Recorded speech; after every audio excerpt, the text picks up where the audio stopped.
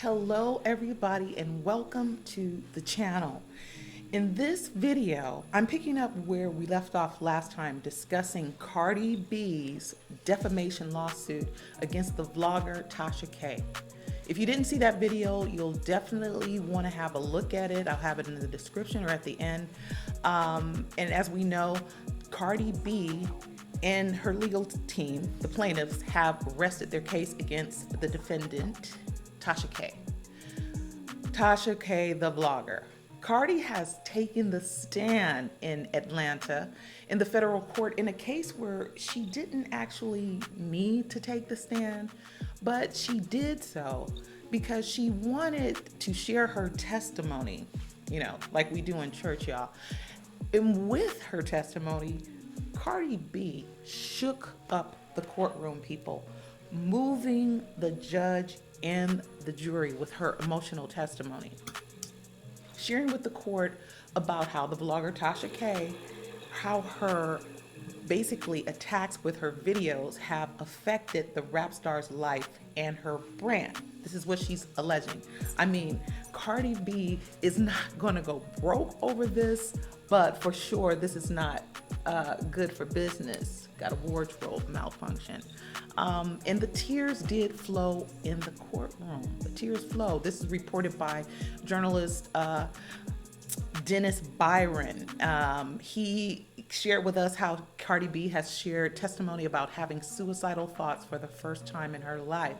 And I give a shout out to Billboard magazine. I'm using their images. They also shared how Cardi B testified about having continual migraine headaches as a result of this distress, as well as not healthy amount of weight loss, all as a result of these attacks and the distress that they've caused. And we know the vlogger has had videos with content that makes claims against Cardi B's vaginal health, her feminine hygiene, and this is all in essence that the pride a woman takes in herself. And so this can be considered just basically a hate campaign, a smear campaign, and all from a woman that Cardi B claims not to have any personal history with. And again, Dennis Byron is a journalist that has been in the courtroom throughout these proceedings, reporting on the testimony and the goings on and enlightening us about just what's been the atmosphere in the courtroom as cameras are not allowed. But as far as the testimony, this is about a lot of stuff we already know. But it's just like kind of crazy that it's being played out and heard in a federal court, all these salacious details. But this has been online for years. And Cardi B has been attacked by fans and haters for years because they've believed these claims about Cardi B having these alleged transmittable diseases. Again, from the post that the vlogger Tasha K has made with these videos, and the fans have raked Cardi over the coals online. Okay, the rap star has been admonished for kissing her own babies after she lovingly posted a photo of her and her daughter Culture, and of course the fans believing that Cardi B has this oral disease that's easily transmittable. This story just grew legs, and the fans and the haters alike, questioned her. Why are you kissing your child when you know that you can cause her harm? And that's rough. A lot of young mothers post photos online capturing those loving family moments, wanting to share it. They're proud moments, but few people experience this level of insult after a post. And Cardi B is a huge international superstar, y'all. So it's rough. It's really rough. And Cardi B has testified to how it's also had an effect on her marriage and how she's how she reached the point where she sought out a therapy because for the first time in her life, she's contemplated suicide. People have their things to say about this, but she did say this all under oath. And her testimony had a huge impact on the jurors. There were tears flowing, as I heard, and it was an atmosphere that was described as what you would call palpable. It's just that can bring anyone sorrow, but you know, in a court of law, hurt feelings and tears, they don't really win the day. And I know what y'all thinking about bullies. We don't like bullies. There's even laws and policies against cyberbullying, but these things are not that easy to prove. They don't, these tears, and I mean, of course, anybody can believe that her feelings were hurt. That's not hard to prove. But the plaintiff's charges are based more than that. And you know, there's a back and forth because Cardi B is not like this damsel in distress, and she's just not crying because of hurt feelings. You know, she's not scared of bullies or a bully or two. She's been known to have it out online with vloggers and fans. You know, Cardi's just raw, and she's had heated exchanges. I remember the Shade Room. I think we all remember the exchange with Nicki Minaj back and forth. That went on publicly, just verbally at first, and then it came to blows. I mean, gloves off, hands on, but that was handled like a street battle. Okay, but so what Cardi B's legal teams is putting forth is about something more than a street battle and cat fights and rap beefs and hurt feelings. Okay, the little catty stuff, people can deal with that. And this would never make it to the federal level if it was just about that. You got to keep in mind, we're not hearing what's going on in the courtroom, but there's a reason why it made it to the federal level. You're not going to federal court about hurt feelings. That is a waste of time. I don't even think a small claims court would hear you. Even your parents don't want to hear about somebody hurting your feelings. It's like, handle that yourself. Even YouTube, where you are right now, has a dislike button for you to smash to your heart's content when you don't like something. We can voice our opinions. And I would like you at this time to ask you to hit the like button or the dislike button, but it really helps me to grow my channel, and I want to keep coming back to you, okay? So please do support, like, share, subscribe. Again, this is not a small claim. And you don't make it to the federal level because the federal level handles matters of constitutionality, you know, maritime law, bankruptcy, wire fraud. This means that you have disturbed federally regulated concerns, and we're in America, and that don't fly. The federal level carries more weight. This has seriousness. So I think sometimes it's hard for people to understand because, especially, I haven't faced any charges in federal court, but I know the federal level is not a joke. And this is something that could have been squashed at street level. So this has gone all kinds of wrong. I really have questions. The game has changed here. And Tasha K Tasha, you could have let this go, and I can't understand for the life of me what this woman has done that you would keep engaging with her. Okay, the charges here are about someone's livelihood. Cardi B's not going to die from this, but her brand, you know, her brand suffers. She employs people. And federal law is about protecting people and property. So let me stay on track here. Laws are set up to protect people and property, and that brings us to the point. The most powerful point, I mean, I don't think it's just my opinion, the most powerful point of Cardi's position here is that it relates to money and commerce, being that Cardi B is a brand connected to powerful concerns. I mean, organizations as concerned, companies like a record label that share the star's interest in this matter, bringing it to a close. And you know how companies are. They're big, they're mean, they're bad. They like swallowing up other companies. We think of companies as places that we do, people we do business with, entities we do business with. But companies, we know that companies take over other companies, they gobble them up. That's what companies do. So we don't like tangling with companies. And this is just on another level. And the stakes are high.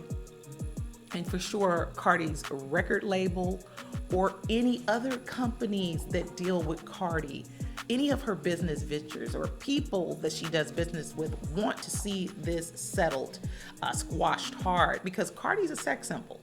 And coming at a sex symbol and making her look undesirable and unappetizing in such a viral way, that don't mesh. I mean, and we're not talking about street rumblings, people, you know, like rumors, little whispers.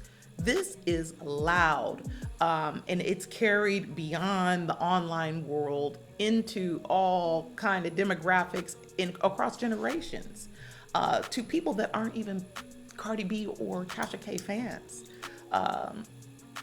This has traveled far beyond the vlogger's audience for people who don't know who Tasha K is.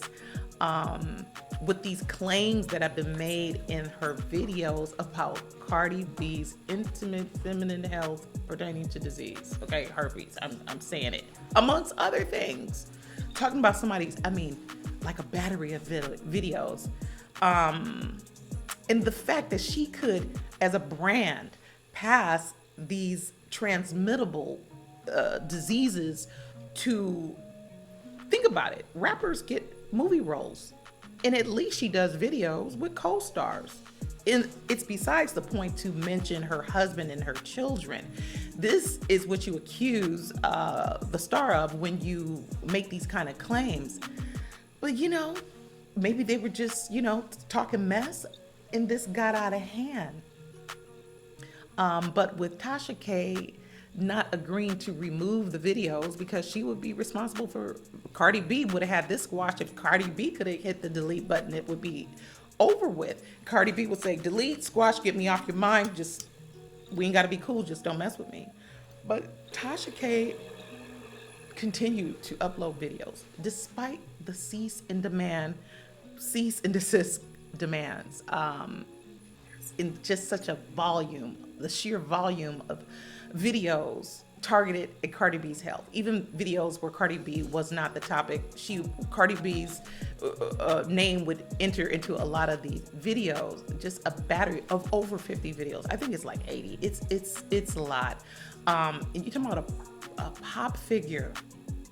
So Cardi B's team asserts that the videos are not just colorful commentary, but they're a campaign set out to intentionally hammer away at Cardi B's personal image and her professional image, bringing negative, damaging attention to the brand. And they can't have this because not only Cardi B eats off the Cardi B name, but other people. This is a business now, making this, you know, reach the federal level. And that's what's going on. You can imagine what's going on in the courtroom with the jury, comprised of men and women that are of a mature age. They're not social media people, so they're not Cardi B fans or Tasha K fans. So we can imagine that they're unbiased. And actually, they could dislike Cardi B and Tasha K. It kind of like doesn't matter. And it might be easy to dislike both of them because they're not saints, and that's easy to prove. But that doesn't matter. We're talking about offenses, not being offended, but federal offenses. And Cardi B, her testimony has spoken to another point about how the YouTuber, the blogger, Tasha K, has found a way to promote items based on these false allegations with this barrage of videos. So it's kind of like adding insult to injury is another claim that they're putting forward. This is all online. It's easy to find, and that the vlogger has presented this, Tasha K has presented this like it's information that she's sharing with the public. This is what Cardi B's team alleges, and a lot of people allege. This is messing with the brand while she enriches herself, adding insult to injury by promoting brands that actually deal with feminine health based on these falsehoods. Now that is a serious allegation. So let me clarify that, because that's pretty serious. Let me make that compact. Cardi B's legal team is alleging that the vlogger Tasha K has found a way to market these false claims by promoting products that relate to feminine health and disease. So the amount of money sought after is just going to be big. And they also claim that Cardi B's image has been at times used in conjunction with these promotions. So, I mean, actually, I could find some teenagers that could effectively fight this case. And one day we'll understand how something like this that should have never happened reached this level and didn't get squashed. People have beefs all the time, but this going this far it's just something I would like to ask Tasha K. I don't know, and I would like to ask you all, do you think that Tasha K can be successful in escaping these charges, which we don't know all of them laid out? But do you think that she has a leg to stand on? And I wish both of them good health and prosperous futures. But yeah, I would like to know at some point, have Tasha K share what her team's logic was in letting this get this far. Actually, I think a mailman would say, hey girl, let me talk to you. Don't let that go to trial. If that was my sister, girl, do not let it happen. I don't know what she told her family or loved ones that they would, man, I would throw myself in front of her. I would not want to see my sister go through this. I sure wouldn't want to show up somewhere and see a team of lawyers with a stack of papers and all their legal knowledge coming at me. It's crazy, but I'm going to follow this case. I will continue to follow this case and talk to you about other things that we're all interested in. Please like, share, and subscribe. Thank you for watching. Peace and love.